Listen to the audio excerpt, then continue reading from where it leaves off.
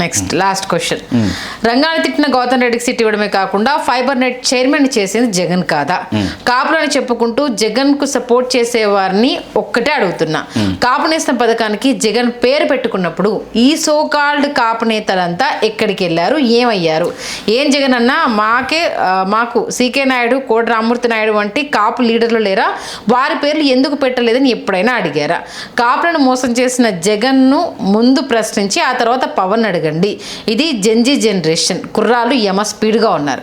మీరింకా రాంబాబు అంటూ జనాల నాటి రాజకీయమే చేస్తాము అంటే ఈసారి 11 సీట్లు కూడా రావు అంటూ ఆయన ట్వీట్ చేసి 2014 నుంచి 19 మధ్యలో ఏ కాపు భవనాలు అయితే రాష్ట్ర వ్యాప్తంగా కాపు సంక్షేమ కార్పొరేషన్ని నిధుల ద్వారా నిర్మాణానికి పూనుకోవాల్సి వచ్చిందో అక్కడ ఎన్టీ రామారావు గారి ఫోటో, చంద్రబాబు నాయుడు గారి ఫోటో, వాళ్ళ పేర్లు కూడా పెట్టడం జరిగింది. ఆ విషయం నాగబాబు గారికి తెలుసో తెలీదో నాకు తెలియదు.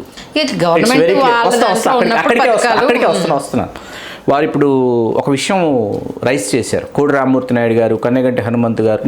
నేను అలా వందల పేర్లు చెప్పగలను. కాపు పెద్దలు నేను వందల పేర్లు, పదుల సంఖ్యలు కదా, నేను వందల పేర్లు చెప్ప. ద్వారబంధాల చంద్రయ్య నాయుడు గారి దగ్గర నుంచి వస్తాను నేను. ఈ స్వాతంత్ర సమర యోధుల్లో నరసింహారెడ్డి కంటే ముందు స్వాతంత్ర సమరయోధుడు, అక్కడి నుంచి మాట్లాడతాను నేను. సరే, ఆ పేర్లన్నీ మీకు ఇవాళ ఎందుకు గుర్తొచ్చాయి? ఆవేళ మీరెందుకు ఒక సామాజికవేత్తగా మీరెందుకు ప్రశ్నించలేదు? మేమందరూ సామాజిక రాజకీయ విశ్లేషకులు, చరిత్రకారులు, చరిత్ర పరిశోధకులు, అట్లాగే ఆయా నియోజకవర్గాల్లో ఉండేటటువంటి చిన్న స్థాయి నుంచి పెద్ద స్థాయి వరకు కుల సంఘాల వాళ్ళందరూ కూడా చంద్రబాబు నాయుడు గారికి ప్రతిరోజు లేఖల మీద లేఖలు రాసేవాళ్ళు, సోషల్ మీడియాలో హోరెత్తించేవాళ్ళు. ఇక్కడ ఈ కన్నెగంటి హనుమంతు పేరు ఇవాళ ఎన్టీఆర్ జిల్లాని పెట్టుకున్నారండి. రఘుపతి వెంకటరత్న నాయుడు జిల్లాని ఎందుకు పెట్టలేదు మీరు? కృష్ణా జిల్లాలో రెండుగా విడిపడిపోయిందండి. ఎన్టీ రామారావు గారు పేరు పెట్టినటువంటిదేమో బందరు ప్రాంతం అన్నట్టు. ఆ బందరు ప్రాంతానికి ఎన్టీఆర్ జిల్లా అని పెట్టారు. అక్కడ ఎన్టీఆర్ జిల్లా బ్రహ్మర్షి సర్ రఘుపతి వెంకటరత్న నాయుడు గారి పేరు ఎందుకు పెట్టలేదు? ఎందుకు ఎన్టీ రామారావు గారు పేరు పెట్టారంటే చాలామంది మేము కన్విన్స్ అయ్యాం. ఎందుకు? ఎన్టీ రామారావు గారు నాన్ స్టాప్గా ఇన్ని సినిమాలు యాక్ట్ చేశారు. ప్రొడ్యూసర్, రైటర్, డైరెక్టర్, ఒక ప్రాంతీయ పార్టీ నెలకొల్పి అతి తక్కువ సమయంలో రాజ్యాధికారంలోకి వచ్చి నేషనల్ ఫ్రంట్ దాకా వెళ్ళినటువంటి ఒక జైగాంటిక్ పర్సనాలిటీ కాబట్టి, ఆ ప్రాంతంలో ఆయన పుట్టి పెరిగాడు కాబట్టి ఆయన పేరు పెడుతున్నారని మేము కన్విన్స్ అయ్యాం. రఘుపతి వెంకటరత్న నాయుడు గారి పేరు పెట్టలేదే, కనిగంటి హనుమంతు పేరు గుంటూరు జిల్లాకు పెట్టలేదే. అలా తీసుకుంటే చాలా పేర్లు ఉన్నాయి. చాలా పొట్టి శ్రీరాములు నెల్లూరు జిల్లాకు పెట్టారు. వైఎస్ఆర్ పేరు తీసుకెళ్లి కడప జిల్లాకు తగిలించారు. ప్రకాశం పంతులు గారి పేరు ఆ జిల్లా ఖచ్చితంగా పెట్టి తీరాలి. పెట్టి మనం తెలుగువాడుగా మనం ఆయన రుణం తీర్చుకోవాలి. ఆంధ్రకేసరి టంటూరు ప్రకాశం పంతులు గారి పేరు ప్రకాశం జిల్లాకు ఉంది. మిగతా జిల్లాలకు, మిగతా సామాజిక వర్గాలు చాలా గొప్ప గొప్ప వాళ్ళు ఉన్నారు, ఆయా ప్రాంతాలకు చెందినటువంటి వాళ్ళు. వాళ్ళ పేర్లు పెట్టలేదని మీరెందుకు ప్రశ్నించరు? మీకు ఇవాళ ఎందుకు గుర్తొచ్చింది? కోడి రామ్మూర్తి నాయుడు గారు, కన్నెగంటి హనుమంతు గారు ఇవాళ ఎందుకు గుర్తొచ్చారు? సరే, గౌతమ్ రెడ్డి విషయం వచ్చింది. అది జగన్మోహన్ రెడ్డి గారు, వైకాపా అనేది వాళ్ళ పార్టీ అండి. తెలుగుదేశం పార్టీ అనేది చంద్రబాబు నాయుడు గారు, లోకేష్ గారు, బాలకృష్ణ గారు వాళ్ళ పార్టీ అండి. వాళ్ళ సామాజిక వర్గాలకు వాళ్ళ అగ్రాసనాలు వేసుకుంటారు. వాళ్ళు ఉన్నటువంటి అన్ని పోస్టులు వాళ్ళకే ఇచ్చుకుంటారు. మీరు వెలుపలికి వచ్చి 175 శాసనసభ నియోజకవర్గాలలో, 25 లోక్సభ నియోజకవర్గాలలో మీకు ఇష్టం వచ్చిన దామాషా ప్రకారం మీరు ఇష్టం వచ్చినట్టు మీ సామాజిక వర్గంతో పాటు పీడిత, తాడిత, బడుగు, బలహీన వర్గాలకు మీరు అవకాశాలు ఇచ్చి మీరు రాజ్యాధికారాన్ని సాధించి అప్పుడు మీరు ఏ నామినేటెడ్ పోస్టులు ఎవరెవరికి ఇస్తారో, ఏ కార్పొరేషన్లకు ఎవరెవరు పేర్లు పెడతారో మీరు చేసి చూపించండినే కదా 2008 నుంచి మీతో ఈ సామాజిక వర్గం ప్రయాణిస్తుంది. దాని గురించి ఎందుకు ఆలోచించరు? సరే, 2008 నుంచి పక్కన పెడదాం. ప్రజారాజ్యం పార్టీ అప్పటి నుంచి పక్కన పెడితే 2024లో అధికారంలోకి రావడానికి ఈ సామాజిక వర్గం, మీ సామాజిక వర్గం మీకు భుజం కాసింది కాబట్టి మీ పార్టీలో ఉన్నటువంటి వాళ్ళని, తెలుగుదేశంలో ఉన్న కాపులు, వైకాపాలో ఉన్న పేర్ని నానీలు, అంబటి రాంబాబులు ఈ కాదండి, జనసేనలో ఉన్నటువంటి కాపు సామాజిక వర్గం, కాపు సామాజిక వర్గం, రాయలసీమ, నెల్లూరు, ప్రకాశం జిల్లాలో బలిజలు, వీళ్ళ కోసం మీరు ఆలోచించండి. దయచేసి మీరు ఆలోచించి వాళ్లకు మీరేమంటున్నారు? 30% నామినేటెడ్ పోస్టులలో మాకు దక్కుతాయి, జనసేనకు దక్కుతాయి అని పవన్ కళ్యాణ్ గారు చెప్పారు కదా. దాన్ని నెరవేర్చండి. ఇంప్లిమెంట్ చేస్తే వాడు నెక్స్ట్ లెవెల్కి వస్తాడు. నెక్స్ట్ లెవెల్కి వచ్చినవాడు రేపు నీకు మళ్ళీ ఇంకోసారి భుజంగా వేయడానికి వాడు పనికొస్తాడు. ఇది సిస్టము.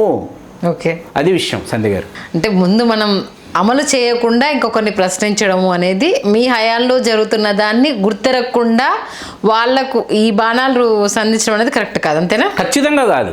మిమ్మల్ని ముందు మీరు ఆత్మపరిశీలన చేసుకోండి. తర్వాత మీరు ఎదుటి వాళ్ళని ఎవరినైనా ప్రశ్నించండి. మీరు ప్రశ్నించడానికే వచ్చామని చెప్పారు మీరు. మొత్తం కంప్లీట్ దాంట్లో ఏకీభవించింది ఒకే ఒక విషయానికి. అంబటి పక్కన రంగా గారి పక్కన ఎట్టి పరిస్థితుల్లో అంబటి రాంబాబు గారి photo it's a wrong placement అండి. దానిని నేను పూర్తి స్థాయిలో నేను నాగబాబు గారితో నేను ఏకీభవిస్తున్నాను. It's not correct. అలా చేయకూడదు, తప్పది. ఓకే, చివరిగా ఆ సుదీర్ఘ మెసేజ్కి ఒక్క మాటలేదు ఇంకా చెప్పాలంటే నాగబాబు గారికి అని చెప్తారా? నాగబాబు గారు కూడా దీనిని కమ్యూనిటీ టర్న్ తీసుకున్నది ఏంటంటే అవతల వాళ్ళు చేసింది ఈయన చేశారనమాట, అంతే.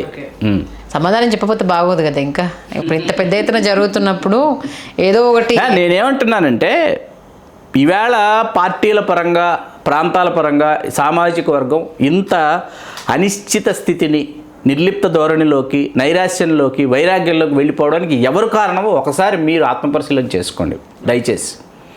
ఇది తెలుగుదేశంలో ఉన్నప్పుడు ఒకే మూడ్లో ఒకే వాయిస్ ఈ కమ్యూనిటీ శ్రీకాకుళం నుంచి చిత్తూరు కిమిడి కళా వెంకటరావు గారు శ్రీకాకుళంలో ఒకటి మాట్లాడితే ఖచ్చితంగా దానికి అనుబంధంగానో దానికి సంబంధించో ఆదికేశవ నాయుడు గారు మరొకరు అక్కడ మాట్లాడేవారు రాయలసీమ ప్రాంతంలో.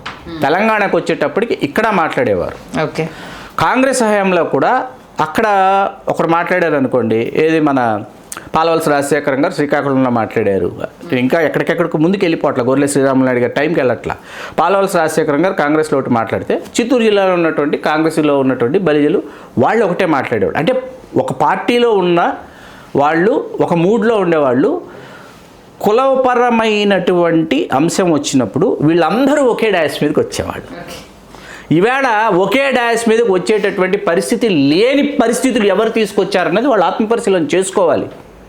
మీ ఉగ్రరూపాన్ని చూపించారు. నా ఉగ్రరూపం కాదు, వాస్తవాలండి. అదే అంటున్నా, నా ఉగ్రరూపం కాదు, వాస్తవాలు ఇవి. అతను ప్రశ్నించిన దాంట్లో క్షేత్రస్థాయిలో ఉన్నటువంటి వాస్తవాలకి నేను రూపం ఇచ్చాను. నేను ఇప్పుడు కంక్లూజన్ ఇస్తానండి. మీరు కంక్లూజన్ అడిగారు కదా, నేను కంక్లూజన్ ఇస్తున్నాను. మొన్న వన మహోత్సవాల సాక్షిగా, వన మహోత్సవాలను సందర్శించినటువంటి వాడిగా నేనేం చెప్తున్నానంటే, జనసేనకు సంబంధించినటువంటి సామాజిక వర్గం వాళ్ళు వస్తే ఒకలాగా బిహేవ్ చేశారు, ఇతర పార్టీల నుంచి ఉన్న వాళ్ళు వస్తే ఇంకొకలాగా బిహేవ్ చేశారు.